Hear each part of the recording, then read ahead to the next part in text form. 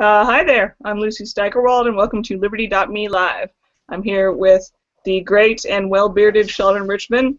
All technical difficulties have gone away for the moment, but Don't jinx it. fingers crossed. There's a storm brewing, as there has been one perpetually in Pennsylvania for the past 2 months. You know Sheldon and all of his fine work. Currently, you can see him at Reason, at his Free Association blog. You've seen him at Freedom Daily and the Freeman, and all the quality publications that have the word free in them. He was probably there writing for them. And today we're talking about same-sex marriage. And I guess, Sheldon, if you want to sort of summarize what you've been writing about it lately, and we can see where the debate or discussion goes from there. Sure. This is there's not a unanimity among libertarians on this court ruling, the Obergefell from the week before last. I forget now. Time flies so much. Anyway, the court held, and it was a pretty mangled opinion in my view. I don't want to embrace the opinion. I think they, as a few people, the destination they reached, but I don't really like the route that they got there. I thought that Anthony Kennedy's majority opinion was pretty convoluted. It had some, yeah, I thought it was weak. But anyway, as everybody knows by now, by a 5-4 decision, the court struck down state laws that that say that marriage licenses can't be issued to same-sex couples, and Kennedy used a sort of a murky combination of the two main clauses of the 14th Amendment, namely due process, the states, and of life, liberty, or property without due process of law, and also equal protection. The states can't deprive citizens of equal protection under the law. So he said that those happen are related and help inform one another, which I think generally is the case, but I just thought he was really murky and convoluted. And then there are interesting dissenting opinions from Chief Justice Roberts and Antonin Scalia and Clarence Thomas, and I wrote separate articles on Thomas and Scalia. What seems to divide libertarians over this is the view that since the state shouldn't be in the marriage business at all, I think there's complete agreement on that among libertarians. I haven't seen a dissent on that. But since that's the case, then we have no dog in this fight. And if anything, we should oppose the ruling, because with marriage, it's true that with state-recognized marriage, there are certain quote, privileges, let's call them privileges or benefits, that wouldn't exist in a free market in a libertarian society. Like you can get stuff, like you could force your employer basically, or the state will force your employer to give you family leave or maternity, parental leave or something along those lines. Things that are only can be only accorded through the coercion of the state. And so that side of the libertarian divide says, therefore, we certainly cannot endorse this ruling, because that was the coercion. This other side, and Steve Horwitz and a few others have been very vocal on this, argue that those are bad things and those things ought to be fought, but that doesn't undermine the principle of equal protection. In other words, as long as the state is doing this, then it can't begin to make arbitrary distinctions among kinds of people.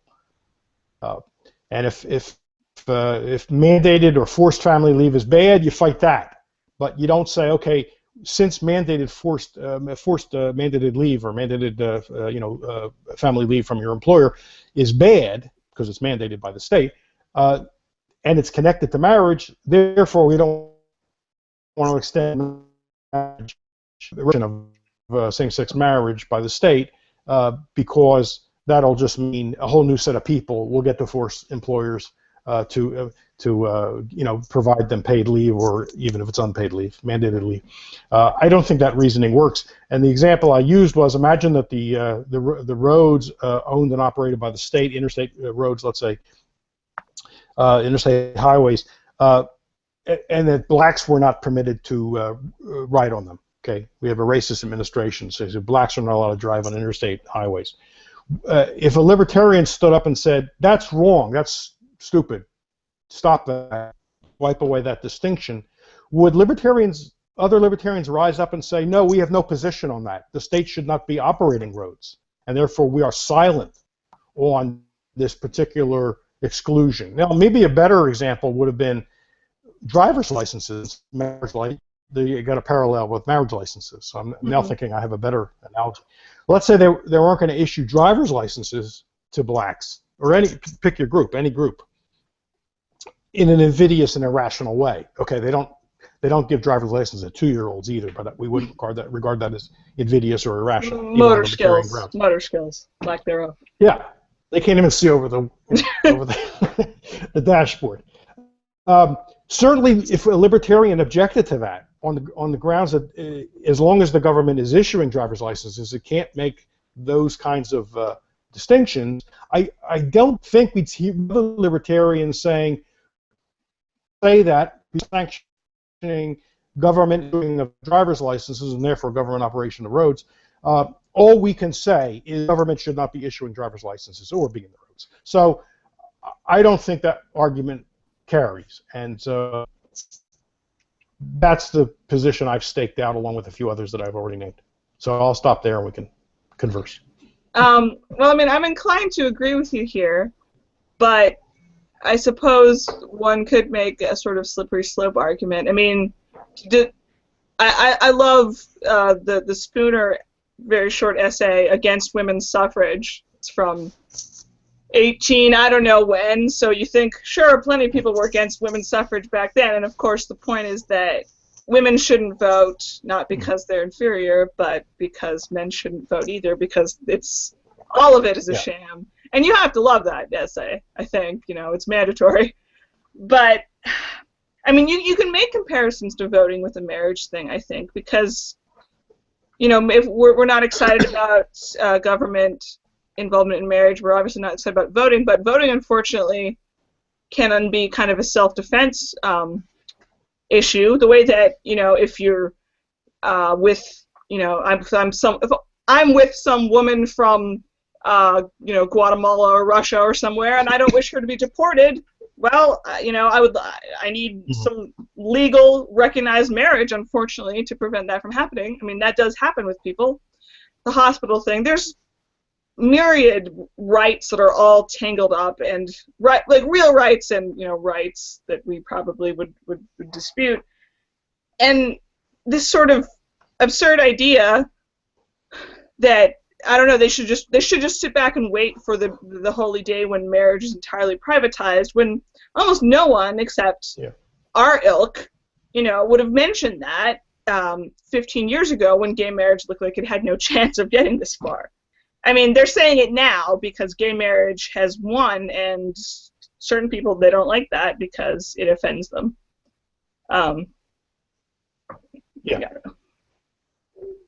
Let me throw in one point here, which was not mentioned as far as I can see in any of the opinions, and I've only seen it one place, and it was an article in the Washington Post, a blog post by Ilya Soman, who's a professor of law at George Mason University, an adjunct, he's like an adjunct scholar with Cato, so he's got libertarian credentials. I knew him back when he was still in school.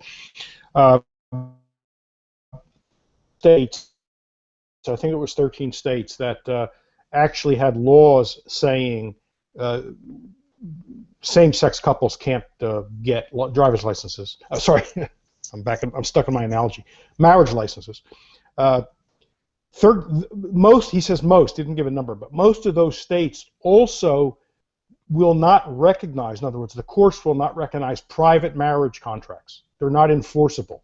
So you and a same-sex spouse could, because a lot of libertarians said, look, and this is something that Justice Thomas argued, there's no real liberty violation by extending marriage licenses. They can live together, they can hold themselves out as a married couple, they can tell anybody they want they're married, they can house, there's no laws against that. That's true. It's not like earlier laws where, when the couple in the famous Loving case, the interracial couple in Virginia, which got married outside of Virginia, I think in D.C., moved back home into Virginia, where it was against the law, they could be subject to criminal sanctions in that back then, and that was knocked out in the 60s, I think. 67, I believe. 60s. It's very late for. But so it is different. I agree that it is different. I agree with Thomas and some of the other libertarians who are saying it's different because there weren't any kind of criminal sanctions, or if a gay couple, lesbian couple, self out as a married couple and did it, and outward appearances were married, had their own place and all that stuff, and maybe they even, in good libertarian way, signed a private contract spelling things out about inheritance and whatever. All well and good, but Soman says that in most of the states that don't extend official recognition to same-sex marriages also will not enforce a private marriage contract. If that's in that case, and there's no reason to doubt Ilya, that's a violation of their liberty, because number one, they can't get the so-called legal marriage, right? They can't play the game by the rules because the rules exclude them, but they can't even do it the libertarian way, because the contract won't hold up if somebody later, if one of the parties doesn't like what the other party's doing with respect to the contract and goes into court, and the court says, we don't recognize this, get out of here. So it's not enough to say, go get married in a libertarian way in those states, because they can't. Right. So I think it's important people know that. I mean, I didn't know it until I saw it in Soman's blog post. So I think a mix when you're thinking about this. No, I would, even if we're not, even if the private agreement was there's an equal protection argument. So a lot of it hinges on equal protection. A lot of libertarians I know take issue with this point that Steve Horwitz has written quite at length about. When I was a letter to Freeman, I published him on this. That equal protection, in other words, as long as the state exists, under the law, is a classical liberal value or libertarian value. That's the point he makes. He makes a very strong point of that. And I agree with that. I think that and maybe they're sort of vague and formless still, but there is a fear of, libertarians don't generally put a lot of stock in equality in sort of the liberal value that equality in itself is this value, whereas we prefer equality of doing your best and obviously equal rights and such. Just there's this fear that we all must be equal in the positive liberty of marriage, then that's going to lead to further down the road we're already on, which is we all have rights to various things, and equality is what matters, not getting the government out of things that it's already stuck fast into. I mean, I can't even articulate, because I can't really put myself in the mindset of someone who's somehow offended by gay marriage. But a general fear that, any time the government has decided, yes, something will get worse, it's going to look at this ruling, this word on this page of the ruling, and decide it can do this next thing. There's, I don't know how you speak to people who are afraid that this is going to lead to some sort of violation of their religious liberties, which is the next big fight that's obviously already here. No, I share your point. I concede the point. This is with states. So I agree. First thing I'd say is that if the court found the other way, that in itself would be the case, given the government plenty of opportunities to do bad things. So that, to me, that's a wash. They're going to use any. Look, we're public choice advocates here too, right? The people that run states will grab onto anything to expand their power. So that's going to be the case no matter how the court found in Obergefell, my view.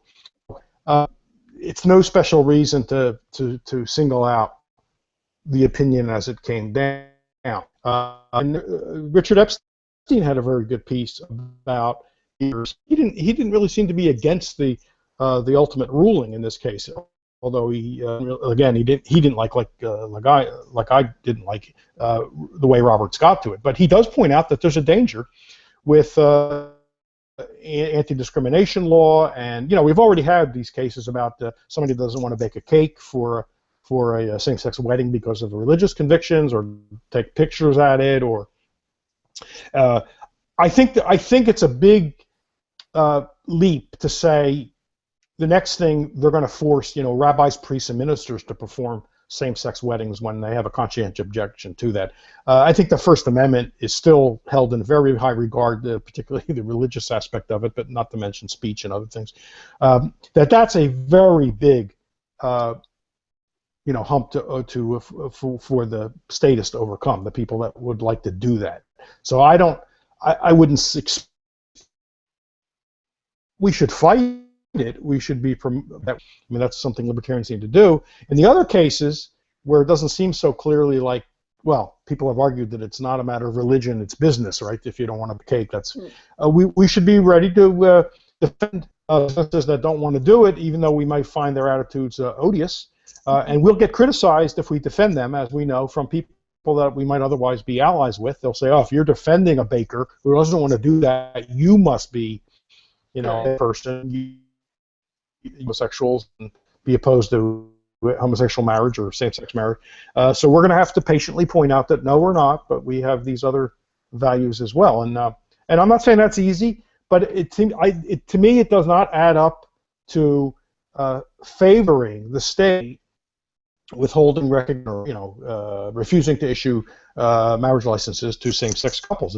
Because think of the hardship. Like you made a very good point. You said, how can we ask people to wait till the day when the state's out of marriage? Right. I think that's sometime off. I hope it's soon. Midnight tonight, are going to be or anytime soon.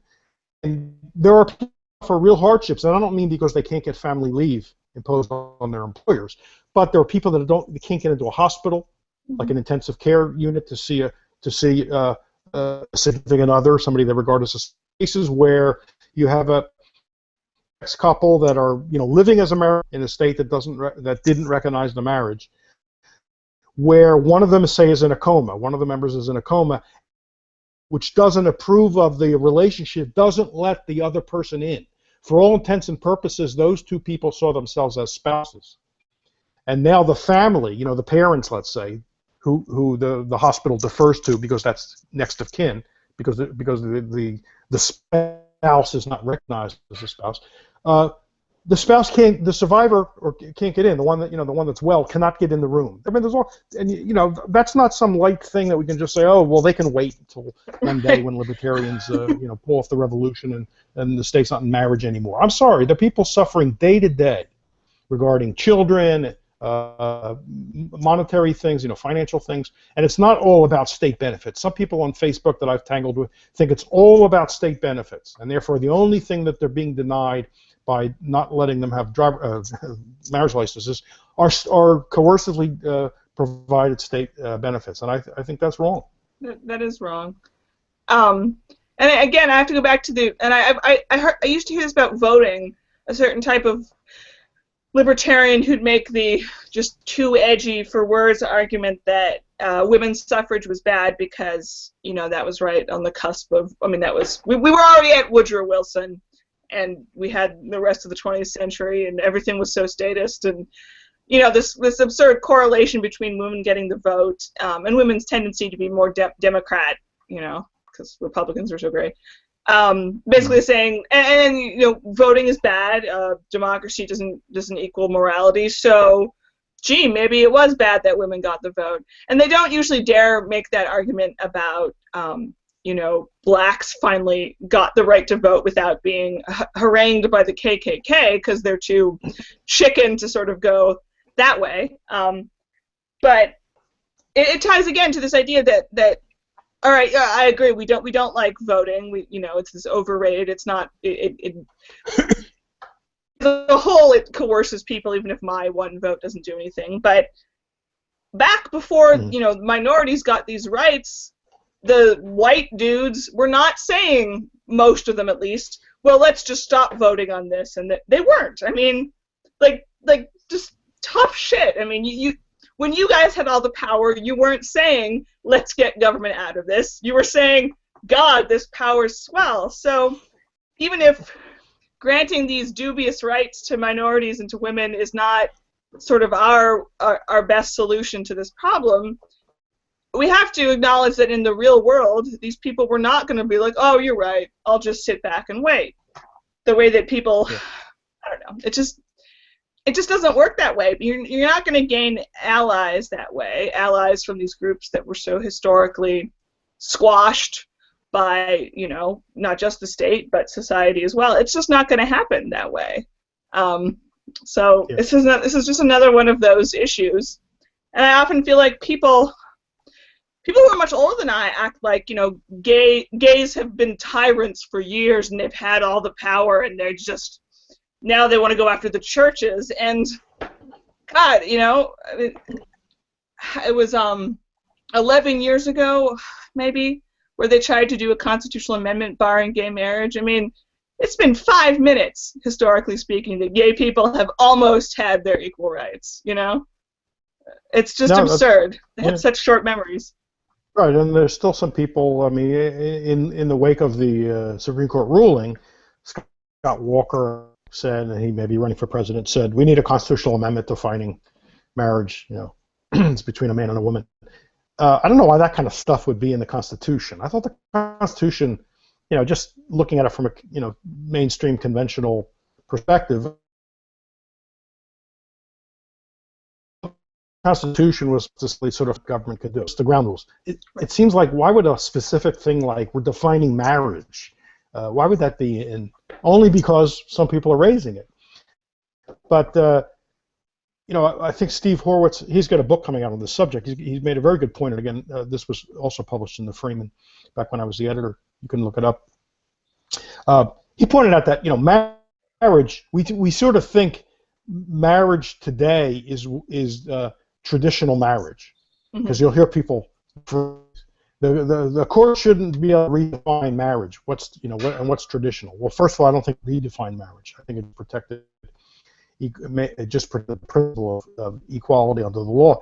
But marriage today, somebody who you know, who lived 100 years ago and beyond, and maybe you could even go back, I don't know, 50 years, 60 years, who would look at marriage today would say that's not traditional marriage, right? Marriage, the woman was the property of the man in traditional right here, marriage. Property. Yep. She went from her husband being her father's property to being her husband's property. She couldn't sign contracts. Yeah. Right? She couldn't do anything without him.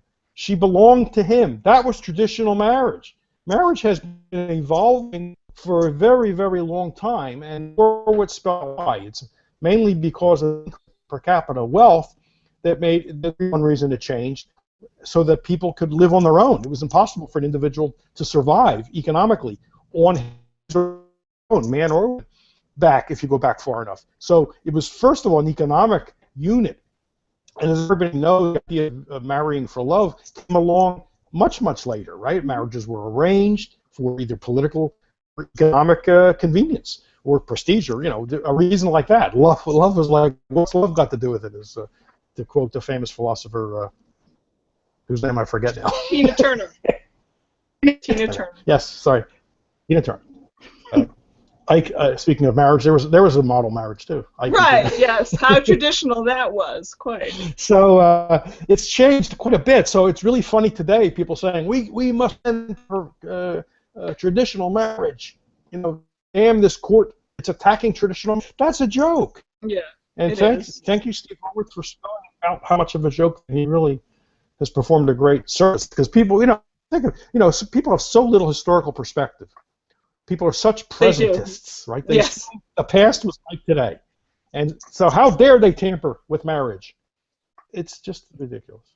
Yeah, I mean, I'm 28 years old. I remember when Will and Grace was shocking, which I believe barely showed any actual, you know, like one or two kisses between two men on the show's entire run, but it was just prime time, and there are multiple gay characters, and it was just such a big deal.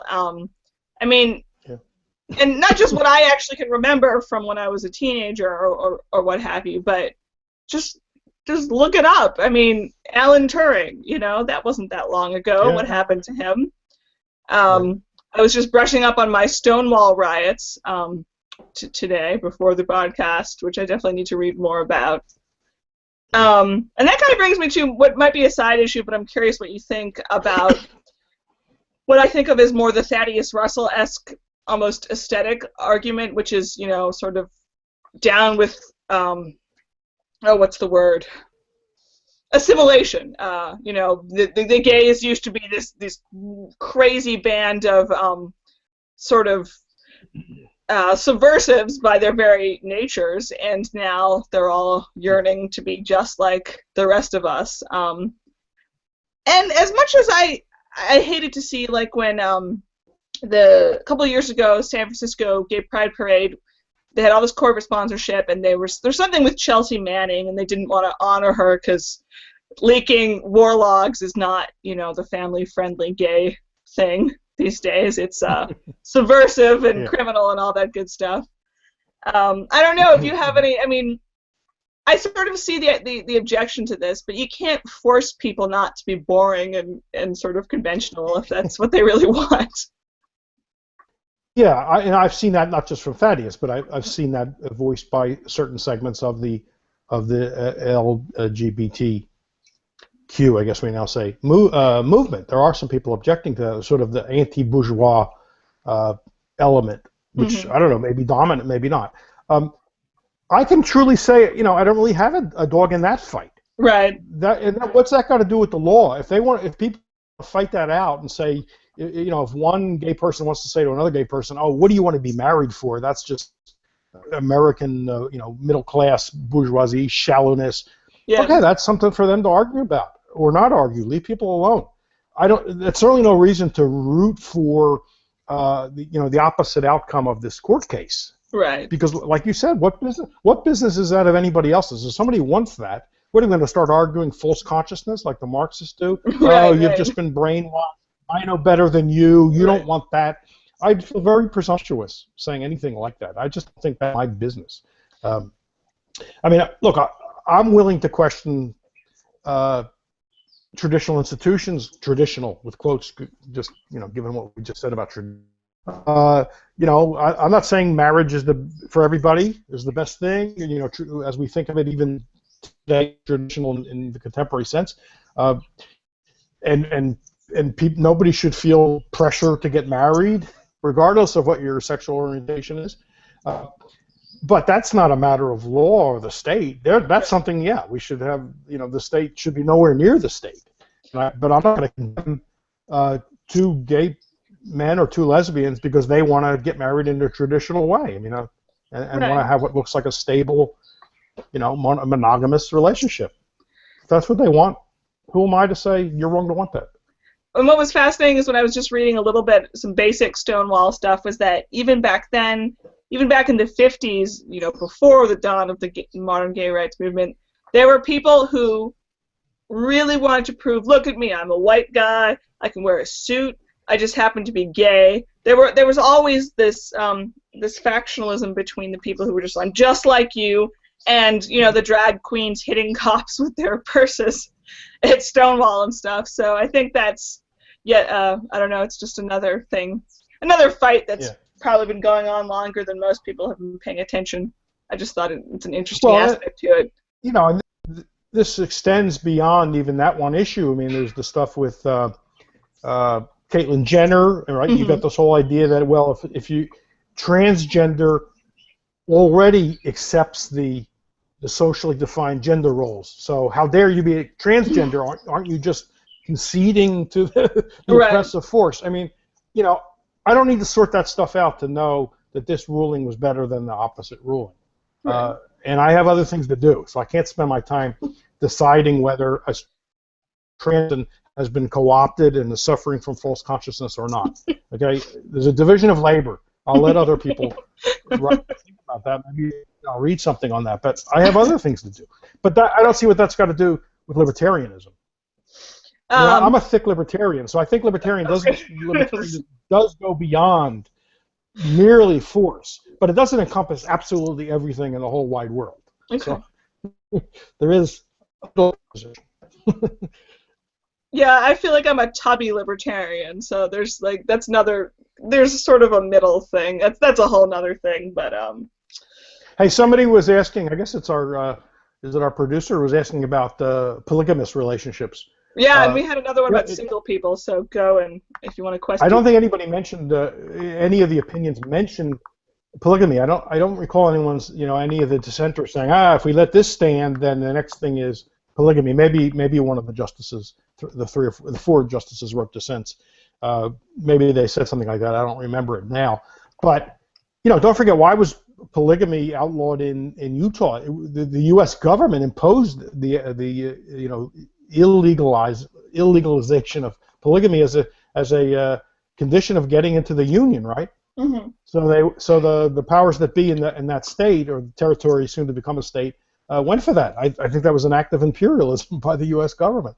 I don't see how a libertarian can oppose a polygamous relationship. Maybe it's demeaning to women. I don't know. Some people take that position, I guess. But if it's all consensual, truly consensual, and there aren't little kids who can't consent in the relationship, like Warren we know of some cases like that. We hear cases like that. Yeah. Although that gets into problematic area of age of consent, but let's take an extreme case of like a 5-year-old or something like that. That's obviously a problem. But I mean, in general, with consenting adults, a free society would, that would not be illegal. Even if some people frowned on it, it would not be illegal in a free society. Yeah, I mean, I certainly agree with that. There are types of, very fundamentalist Christian communities and fundamentalist Mormon communities can be very, very oppressive to the people who were born into them, and that's kind of a doozy. And every once in a while, that actually is tied up with marriage stuff when they're either, an 18-year-old who is going to, go marry somebody, or you're cast out of everything you've ever known, or with things like Jeff's, at actually a 14-year-old, some even shockingly young. I have no idea how to fix that with libertarianism beyond, like, spread the word, and help people who flee from these places. I don't know beyond that. But certainly polygamy isn't inherently that, especially if it's open and above board, and, there's no reason to hide it. It's like prostitution, like all sorts of other vices type things. Just the more we know about it, the more, yes, those 30-year-olds are all married to each other, and it's fine. It's easy. Right. The fact is, you can imagine it without coercion. I mean, it's not logically contradictory, or without even humiliation, or what we might call non-coercive oppression, if we want to allow a category like that. And I think there is some reason to have a category like that. We can imagine it without that stuff, so those are not intrinsic. Absolutely. And I agree with you. A lot of things which would be, legal in a libertarian society would still be undesirable, and private organizations can try to find ways, non-coercive ways, to, even having a sort of a shelter if somebody wanted to get out of what they thought was an oppressive polygamous relationship. Right. There could be, safe houses, things of that sort. So, yeah, there are ways to handle that without the state. We had another one back a ways.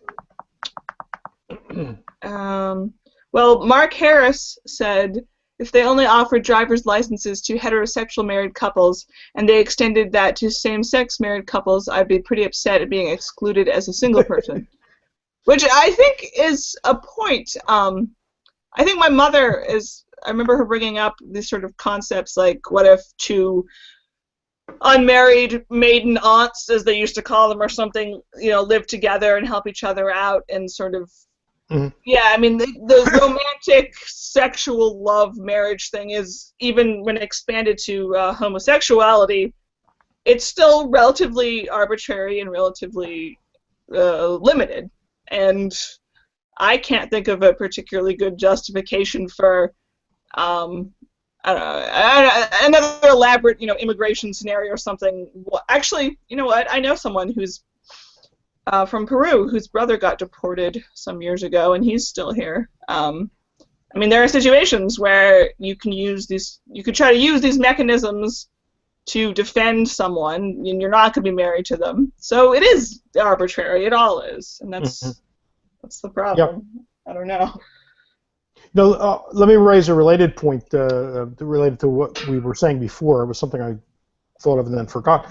I'm not saying all these issues are easy, where if you argue equal protection, something bad can come from that. For example, I mean, this has been thrown at us before. Let's say the government reinstitutes conscription, like we had up until, what was it, 1975 or something like that, and 4 or 5. And back then, only men could get drafted, right? Women were not included. At the time, when the Equal Rights Amendment was being promoted by the organized feminist movement, some people said, and I think they agreed and embraced the idea that if the amendment passed, women would have to be drafted too. But that's not what we mean by equal protection, right? No. We mean equal protection, not an equal coercion. So my answer would be, in order to embody equal protection, conscription would have to be ended. Right, of course. If women weren't included, not extended to women.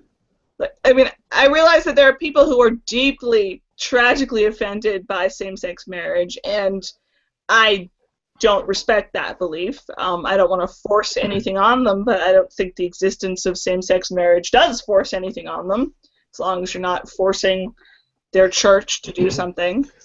But, I mean, conscription is unequivocally about forcing someone to go to a certain place, a certain time, to give their labor to an institution that is very politically loaded, to say the least, that may risk their life and that may require them to violate any of their most probably heartfelt, cherished beliefs. I mean, it's a bigger deal than not deporting someone. It's a bigger violation, no matter what you believe about gay people. It's not the same thing. And advocating for women to be drafted as well is the, parody, but unfortunately quite real version of liberalism, which is, let's all suffer together. I mean, if, instead of, let's end this awful thing, let's equally just be miserable. It's like hearing about a serial killer who targets women, as I guess they usually do, and saying, darn it, he'd better kill a couple men to even things out. It's absurd to request equality in that sort of sphere. And that is, I suppose, making a value judgment. The draft is worse than gay marriage. It's worse than not deporting someone. Like, I'm comfortable saying that. Look, as a libertarian, I have no trouble entering into a discussion about whether same-sex couples should be able to get marriage licenses. I would not enter a discussion about whether an existing draft of men should be extended to women. Because I would say there should be no draft. I don't think that's equivalent to saying government shouldn't be in the business of marriage. No. I think those are different. I mean, I see the distinction, and maybe some don't and would argue with me, but I see a distinction there. And I mean, I think that libertarians are, we have the history that, when we say we want the government out of marriage completely, I think they can believe us, generally speaking. Mm-hmm. We're not, libertarianism, in spite of some hideous anomalies, Gary North and such, libertarianism has generally been just absolutely before the majority of other political groups on the gays are just fine question, So, I don't know, I think I've gotten some objections from people on the whole, isn't it just waffling to say, well, it should be privatized, but in the meantime, and it's not. I mean, it's the right answer, I think. I agree with you. I guess we more disagreed over this, but so much agreement. Should have someone terrible on here. But there's been plenty, and I share fights over this on mainly on Facebook. A couple of people have not given up. We can't even agree to disagree, apparently. Cause and look, it's possible, and this is what the person I have in mind who keeps doing this. It's possible to come up with weirder and weirder hypotheticals. What if the state did X? Then what would you say? And I agree. It's a messy world. You could come up with very tough hypotheticals. I'm trying to think. Look, if let's say that blacks had been excluded from Social Security in the beginning. Social Security for white people. They're taxed, but blacks are not taxed either. Okay, just by my hypothetical, they're not taxed and they can't collect benefits, so they're out of the system totally. White people are paying taxes and they can draw when they hit 66. So now someone comes along and says, this isn't fair. Blacks should be in the system. They should be taxed and be able to draw benefits. So now the question is, what's a libertarian to say? Yes, tax blacks so that later on they can live off the taxes of other people. I agree, that's a sticky one. I'm not going to advocate extending taxation to another group that's currently, and I'd be trying to tell black people, hey, you got it good. You're not getting taxed, and you can put that money into a better system than we're in, a voluntary investment system of some kind. Right. So, you could come up with complicated hypotheticals that's going to make it tough for a libertarian to decide, okay, which is actually the better way to go, short of saying, well, the government shouldn't be in the system altogether. I mean, we already know that. The question is, don't we have a stake, or to use the word metaphorically here, don't we have a right to comment on what the state's policy should be as long as the people are suffering under? Right. I mean, I think I say yes to that. Yeah. I think there's always been a false dichotomy in libertarianism between the radical and the reality. And I have no problem. I don't think there's any sort of hypocrisy in saying ideally X, but now Y, so Z. And just speaking in the purest of terms, you get the sort of people who act as if mass conscription is just as evil as a 2% sales tax. Like everything the state does is equal to everything else because it all shouldn't be happening, and that is both wrong, I think, incorrect, and also deeply unhelpful when trying to speak about libertarianism, because it sounds absurd unless you're already purely just in it, in it all. And I think a lot of us need incrementalism. I certainly did. Yeah, I mean, no, I know people who would say that it's a compromise for you to say anything positive. It's a compromise of libertarian principles to say praise the outcome of this ruling. It's a compromise, and since I don't compromise, this is my hypothetical person, since I don't compromise, I am not going to say that's a good ruling. I want nothing less than the government out of marriage. I don't believe that's a compromise, the position I'm taking and I think the position you're taking. A compromise would be, okay, as long as we have this, we can drop our demand that the state get out of marriage. Right, that would be the compromise. Sure. It's not a compromise to say, this is good, but now let's push on to our libertarian, our actual libertarian position. We're just saying it's an improvement. There's a difference between finding an incremental improvement and the compromise. So I think that's an early charge. There's, I don't know, something that the state provides, such as a public defender.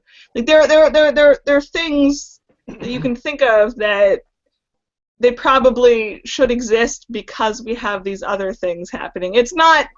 I don't know, it's not easy to untangle all of this, but I think generally dealing with what exists now kind of helps keep us sharp and not just sitting around dreaming of the stateless, utopian future that's just around the corner if we buy more Bitcoin.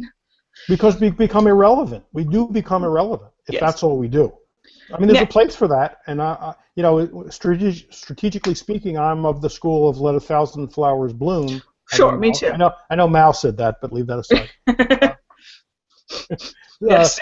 And so there's the pure theory, the pure vision, more so than the pure theory. The pure vision should be, described to people in writing and in programs and speeches and wherever you can.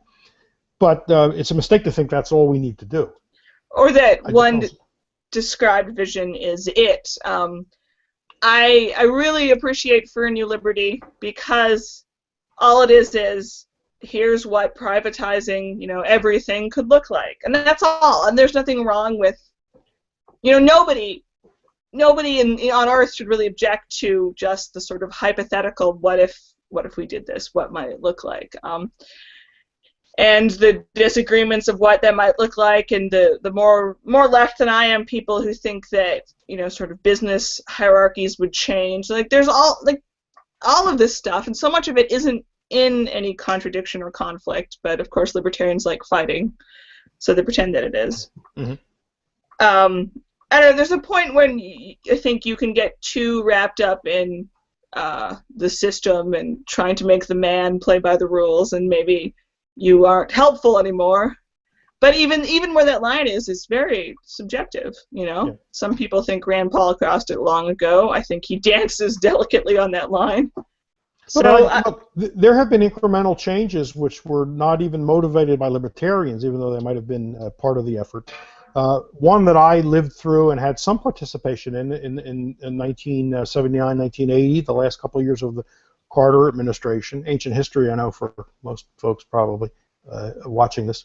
But two important things, not radically revolutionary things, two important things happened in those waning years, and it was spearheaded by Carter and his chairman of the Council of Economic Advisors, Alfred Kahn, and in the Senate, Edward Kennedy, Ted Kennedy of all people. Mm-hmm. The deregulation of trucking and airlines, which led to the elimination, and I stress that, of the Interstate Commerce Commission, which was the first of the progressive regulatory agencies at the federal level, right, 1888, and the Civil Aeronautics Board. Mm-hmm. Because before those reforms happened, the government, the relevant agency, regulated rates and routes in both those industries. So if you were a trucking company, and you wanted to start serving a particular route, let's say, I don't know, Detroit to Chicago or something, before you were allowed to do that, you had to go to the ICC to get permission, and the people already running that route could come in and say, there's no need for any more service on that route. We have it taken care of. And of course, they usually could prevail.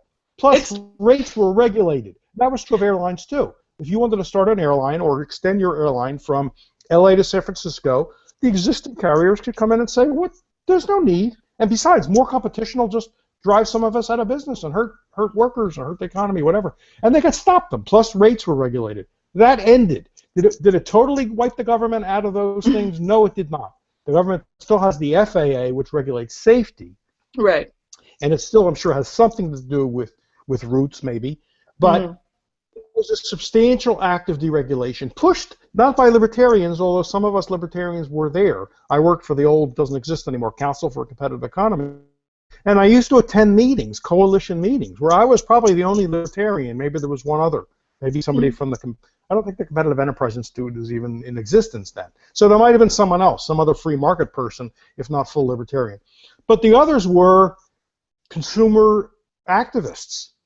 Kennedy jumped on this because he thought it was pro-consumer. It would lower prices, he thought, to consumers, which is one of the things, of course, we argued. But he thought it was a good, I don't know why. Maybe he had a bad reason in mind. Maybe he had a good reason in mind. The fact is he did it, and those things happened. Now, is that all it would be compromised to say, okay, good, we can forget about this. We got what we want, that's what we need. That's not.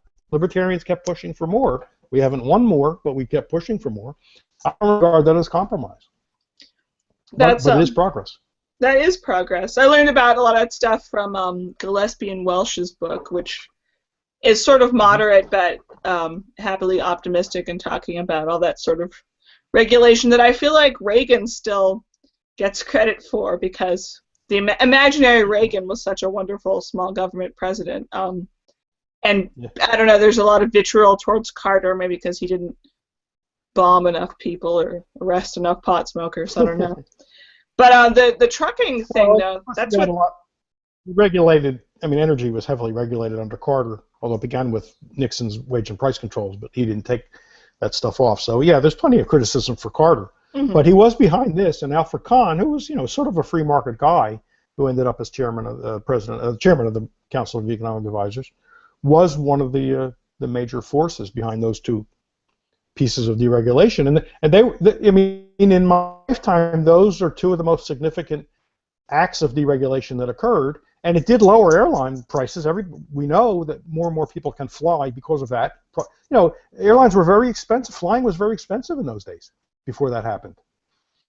And that, the upper crust didn't like when deregulation came along because anybody could fly. People dressed the way I'm dressed could now fly because in the old days you wore a suit and tie. A man did not get on an airplane looking like this with a Pink Floyd shirt. He was wearing his three-piece suit, and the women were dressed up. yeah. Those were the Puffy Tear Me days, of course, remember? And now we can all complain that like the Mad Men airline days are over, and all of us who can now afford to fly can complain bitterly about people in sweatpants on airplanes. That is our luxury. That is our victory, to whine about how much better it used to be. The airlines became like Walmart. Yeah, yeah, the worst. They preceded Walmart, but we take that for granted now. But I don't think we should withhold our support for that or enthusiasm about it on the grounds of, well, we didn't get everything. Let's keep pushing. Right. I mean, should we have opposed it? Should we have said, no, we're not in favor of this deregulation because it's not everything? That would have made us look silly. And I think that a lot of people think libertarians are like that, and I think that there's some truth to that. We shouldn't ever be satisfied. We should just celebrate when something is good, something is progress. The trucking regulation thing, that's exactly what Yellow Cab has pulled. I know Pittsburgh's regulations more than others, but just that the competing cab company would need to sort of prove they weren't going to take business away from from Yellow Cab, which is obviously contrary to the entire purpose of competition. And now, of course, Uber and Lyft have come in to make poor old cronyistic Yellow Cab very sad indeed. Yeah. So things are progressing. And similar thing happened with telephones, of course. You don't remember the days when all telephones were black. It was like Henry Ford. You can have any color you want as long as it's black. There was no phone store. I remember when the first phone stores started opening, and whenever that was, the 70s, and you could actually walk in. Your phone was not hardwired to the wall. You could actually unplug it and go get a new phone, and they had colors. And this was still under the AT&T monopoly. Right. But things cascaded from there to what it is today. Very, very different. I don't see how we can say those were bad things, and we should have opposed them. We should have held out for perfection. But it also doesn't mean that we're satisfied. No. We have a sort of broad question, but Josh Holden is asking, as a general rule of thumb, would it be sensible to at least be okay with any law that provides more equal protection than equal coercion, assuming that most laws contain elements of both? I'm trying to suss that one out a bit. Yeah, that's pretty abstract. I mean, I like to look at these case by case because, like I said, it can get messy. Right. Because laws can have a big mixture, right? Be a real soup of stuff that we regard as coercive and other things that simply recognize freedom. It would help to have a particular example. It's really hard to make a general statement. Josh, if Josh. you have a specific one in the next 2 minutes, maybe we can do it. But otherwise, hey Josh, you're not supposed to throw us tough. You're on our side. You're not supposed to throw us tough questions. It's true, exactly. I feel like I had another vital point to make, but I've lost it. It's because of the deregulation of breweries that I have this delicious hard cider, and now I can't remember what the point I was going to raise was. Another fine piece of deregulation. Yeah, there are a few. If you go back, you'll find more. It wasn't just trucking and airlines, a couple more. But that's why all these. This is totally. We can't talk about this now in the next 5 minutes. But when I think about things like that, liberals think deregulation is such a dirty word, and there are so many things that have made their lives so much more fun because of deregulation. And they look, if you really want to be consistent about this, imagine you're